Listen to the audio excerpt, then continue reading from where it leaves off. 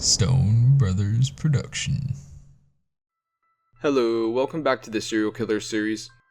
My twin brother is going to be speaking for some of the serial killers in this episode. Today, me and my brother will be talking about 6 serial killers in Illinois. This date will be broken down into 2 episodes, so let's get right into the first episode. Number 6. Joseph Miller. Joseph Robert Miller was born on January 15th, 1945, though there is nothing I could find about his early life, so let's get right into the nitty-gritty. Joseph had troubles with the law and was convicted of murdering 2 Chicago female prostitutes whose bodies were disposed by the side of the road. He was charged with 15 to 30 years and held on a $2 million bond. State attorneys Kevin Lyons knew him as a modern-day ripper who slays prostitutes but has sex with them and then kills them. He was paroled after 15 years, ending his term at the Illinois River Correctional Center in Canton. He sustained an injury while in prison, which helped him live on disability benefits from the government. Soon after, Joseph moved into a quiet, friendly public housing building with over 80 elderly and disabled residents. During his stay, he became friends with Ruby Glover, who was a member of the Authority Board of Commissions. She was told about his murderous convictions after he applied to become a tenant. Although she was worried at first, she grew comfortable with him and even let him go over to her apartment alone to pick up some food. She figured he had gotten over his issues while staying at the prison and showed that he was always friendly while never bothering anyone. He would continue this persona while going door to door in a Peoria neighborhood soliciting odd jobs. One door he knocked on belonged to Bernice Fagiate, a petite 88-year-old widow who had gone missing soon after working for her. A paper boy found this out and notified police because her mail was piling up at her door. Police found her car near Miller's apartment building 3 weeks later. Her whereabouts remained a mystery while others mourned for her loss. Police got a break when prostitutes showed up in a comparable way at his past 2 murders previously before this. They disclosed the case against Miller, which is based on witness and DNA tests that link Miller to Bernice's car and the bodies of the 3 prostitutes, including a killing on October 1976. Miller was confirmed to have killed 5 to 9 victims based on testimonies and Miller's confessions. He was about to be sentenced to death in 1994 but was commuted to life in prison. Number 5. Ralph Harris. Just a little over a 3-year period from July 21st, 1992 to August 16th, 1995, Ralph Harris brought havoc to the Chatham community on the southeast side of Chicago. Harris committed 9 different armed robbery attacks, firing 28 bullets into 11 men during all the robberies. He would target each victim randomly, and the victims ranged from young to old. Authorities believed he first started killing 4 of his victims in 1992. Harris's murder spree stopped momentarily on August of 1992 when he was convicted and sentenced to 7 years in prison for a 1991 armed robbery. He was out on parole on January 20th, 1995. About a month later, he started raping and robbing women at gunpoint. From February 14th to August 16th, 1995, Harris shot Eric Watkins 2 times, killing him. He sexually assaulted 7 women during that 6-month period and robbed 9 victims at gunpoint. Harris was arrested on August 29th, 1995, and he was charged with 20 felony cases. He was convicted of first-degree murder and attempted robbery of William Patterson and attempted first-degree murder of James Patterson on March 3rd, 1995. Harris got his first death sentence on March 24th for the crimes of William Patterson. Harris got his second death sentence on October 25th, 1999 for the first-degree murder of David Ford. He received many other convictions for sexual assaults, robberies, and other felonies during his crime spree. Luckily, Harris got his death sentence commuted to life in prison without the possibility of parole. Number 4. Paul Runge. Back in 1995 to 1997, Ronge, at the time of age 25 to 27, made a string of sex attacks on 6 women and a 10-year-old girl. All the victims were murdered and sexually assaulted in Cook County and DuPage County in Illinois. Before Ronge started to murder, he was paroled in 1994 when he kidnapped and raped a 15-year-old girl in 1987. He would go to homes with for sale signs for various things and bludgeoned or strangled each victim of choice. Other victims would respond to his wanted help ads for someone to clean his home or be acquaintances with. Ronge would con his way into his victims' homes or get trust from them and then rape them and murder them afterwards.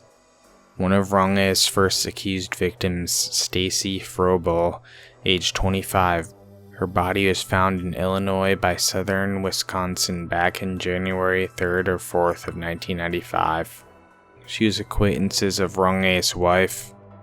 Froebel was beaten with a dumbbell and was dismembered with a saw in his own bathroom. In July 1995, Ronge is also accused of murdering 2 women in Hanover Park. The 2 victims were Desanita and Amela Pasenbegovic, both in their early 20s. He later confessed to handcuffing them, then raping him and strangling the 2 women. He lured them into his home with a promise for a job to clean his own house. He then killed the 2 women and dismembered them in a bathtub and threw the remains in the trash. They dropped those murders against him because of already receiving the highest penalty.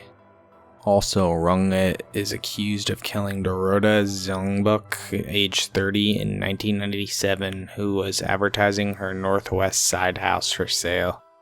He raped and murdered Yolanda Gutierrez and her 10-year-old daughter back in 1997.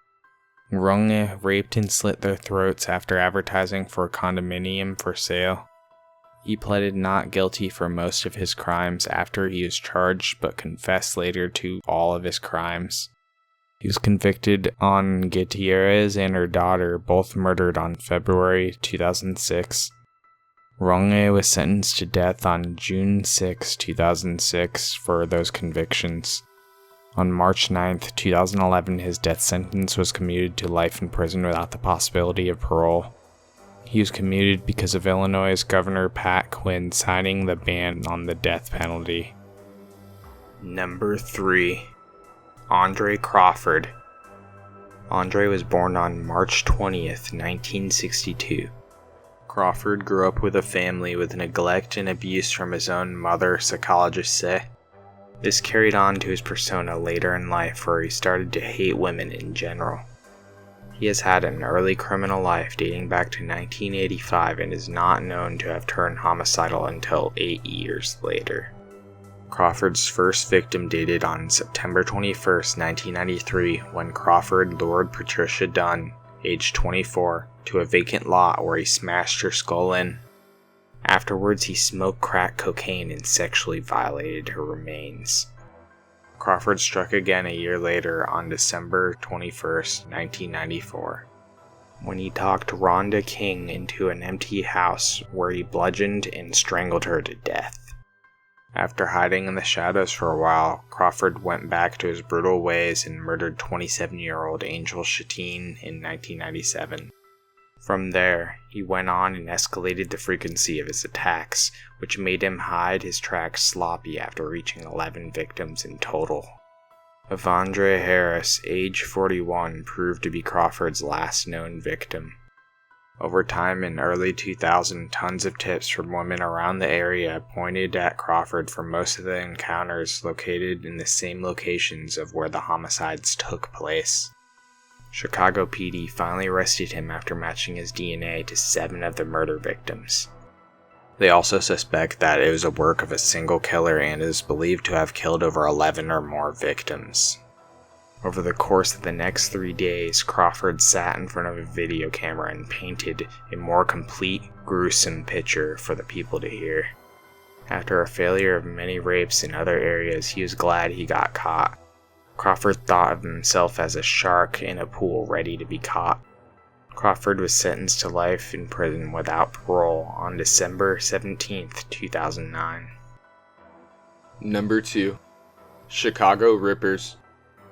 They were a satanic cult of 4 people, being Robin Gett, Edward Spritzer, Andrew Kokorales, and his brother Thomas. Robin worked at one point with John Wayne Gacy. Robin and his 3 other cult members drove around in a van hunting down prostitutes to sacrifice in Robin's apartment. The cult claimed to have cut off one breast from each of their victims, and they would eat it while Robin reads the passages of the Satanic Bible. Rumors were told that they would take turns raping the open wounds of where the breast was severed. Afterwards, they would masturbate into the flesh of the breast and chop it up into little pieces and eat it. All their murders were from 1981 to 1982, and it's believed that they killed up to 18 victims. The first victim committed by the cult was 28-year-old Linda Sutton, who was kidnapped on May 23, 1981. She was found 10 days later in Villa Park, Illinois, and her body was mutilated and her left breast was cut off. They waited about a year for their next victim, being Lorraine Borowski, on May 15, 1982, who was opening up her realtor's office where she worked. She was discovered 5 months later in a cemetery in Clarendon Hills and murdered in the same fashion as the first victim. They continued to kidnap and murder many victims in a similar fashion until they made a mistake when they attacked Beverly, Washington on October 6, 1982. She was a 20-year-old prostitute who was found almost dead alongside of some railroad tracks. Washington survived, thankfully, despite being raped, slashed, and her left breast severed. She gave a description of her attacker being Robert Gett and being taken into a van. The information she gave soon led up to a group of men who lived together near a motel near the dumping sites of 2 of their previous victims. It wasn't long before Robin's 3 accomplices confessed to the murders and talking about eating the breasts of the victims. They mentioned their gang leader Robin placed the breasts on trophy cases, but Robin claimed his innocence during that time. All 4 cult members were convicted eventually in several separate trials. One of the brothers, being Thomas, used his helpfulness and technicality to lower his sentence to 70 years for the role in the Borowski slaying. His brother Andrew and Spritzer were both given death sentences for their roles in the murders. The cult leader, being Robin, got 120 years for the attack on Washington, not giving up any clues to authorities, and got lucky for avoiding a death sentence. Andrew Kokorales was executed on March 17, 1999, being the last person executed before the abolishment of the death penalty in Illinois. Spritzer got his death sentences commuted to life in prison in 2003. Later, after their conviction, Robin's son David and 3 others were charged with first-degree murder shooting on March 7, 1999. Authorities believe that the cult were all suspects in 18 disappearances of women in Chicago, Illinois. Number 1. Larry Eiler, aka the Highway Killer. Eiler was born in Crawfordsville, Indiana, and being the youngest of 4 children. His parents divorced when he was young, which resulted him in having many stepfathers who teased and abused him. Eiler struggled with homosexual tendencies, which he would take his tendencies out on his victims. Eiler would eliminate the evidence for the shame he felt for the crimes and the murders he committed. On March 22, 1982 is when his murders began, which was Jay Reynolds, who was found stabbed to death on the outskirts of Lexington, Kentucky. About 9 months later, 14-year-old Delvoyd Baker was strangled and his body was dumped on the roadside north of Indianapolis. One of his more brutal crimes was of 19-year-old Stephen Crockett, who was stabbed 32 times with 4 wounds to the head. His remains were discarded in a cornfield outside of Kankakee, Illinois, 40 miles south of Chicago. Crockett's mutilated body was found on October 23, 1982. Eiler moved his killings to Illinois on November 6 when the body of Robert Foley was discovered in a field northwest of Joliet. He continued to murder a few more victims near the end of 1982 in Indiana. Eiler's murder toll continued to rise in spring of 1983, with most of his murders shifting to Illinois. By July 2nd, his body count was up to 12, with his latter victims being mutilated after death and a few being disemboweled. Ralph Calise was his 13th victim on August 31st, which his body was dumped in a field near Lake Forest, Illinois. His body was found less than 12 hours from when he was murdered, being bound with a clothesline and surgical tape, stabbed 17 times, and his pants being pulled down around his ankles. On September 30th, 1983, an Indiana patrolman spotted a pickup truck parked along Interstate 65 with 2 men moving towards some trees. One appeared to be bound, and the officer went to investigate, and they identified Larry Eiler as the owner of the truck. The young man that was with Eiler accused him of making homosexual propositions and then asking permission to tie him up. When the pickup truck was searched, it revealed that there was surgical tape, nylon clothesline, and a hunting knife stained with human blood. Forensics noted that the blood matched Ralph Calise, which tire tracks and Eiler's boot imprints made a fair match with tire tracks from the field where Calise's body was discovered.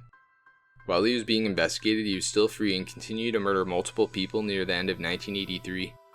By December of 1983, police had loads of circumstantial evidence on Eiler and connected him to 18 murders. Police were following Eiler everywhere, so he filed a lawsuit against police trying to get $500,000. The attempt failed and he was arrested for the murder of Ralph Calise. He got out of that charge after the judge found out that police obtained evidence illegally. Eiler was released on February 1st, 1984 on bond waiting further trials. On August 21st, 1984, he wasn't so lucky this time when a janitor's dog led him to examine Eiler's garbage in Rogers Park neighborhood far north in Chicago. Police arrived to the scene to the remains of a 15-year-old Daniel Bridges who was a homosexual hustler. His body was dismembered and neatly bagged in 8 trash bags. Bridges lived in the same neighborhood as Eiler. He was picked up while walking to a relative nearby. It was alleged that Eiler had bound Bridges to a chair. He then proceeded to beat, rape, and kill him before dismembering his body. Eiler was arrested and charged with murder, aggravated kidnapping, and unlawful restraint. Eiler was convicted for the murder of Bridges on July 9, 1986, and he was sentenced to death. In 1980, he offered information for 20-plus victims he murdered if his sentence was commuted to life, but the state refused. Eiler already had AIDS by the time he was sentenced. On November 1990, he bargained to save himself from execution by Eiler agreeing to solve many crimes he committed. He confessed to an accomplice helping with a torture slang named Robert Little. Little was the chairman of the Department of Library Science at Indiana State University. Eiler stated Little snapped photos while masturbating while Eiler was disemboweling the victim. During that time, he received a 60-year sentence and Little was arrested on murder charges. Little was acquitted on all charges on April 17, 1991 because of lack of physical evidence to support Eiler's confession, and he stayed on death row. Eiler died of AIDS on March 6, 1994 while on death row. After Eiler's death, his defense attorney Kathleen Zellner showed the names of 21 males that Eiler confessed to murdering, but with 4 with an unidentified accomplice. The list contained of 7 for no names, 11 found in Indiana, 9 found in Illinois, and 1 body was never found. Thanks for watching my video, and I hope you enjoyed my content. Please smash the like button, subscribe, and share the video. I will greatly appreciate that, and I'll try to get out a new video by next week, but it will give you an update on one of my social medias. Stay tuned, and I'll see you next time.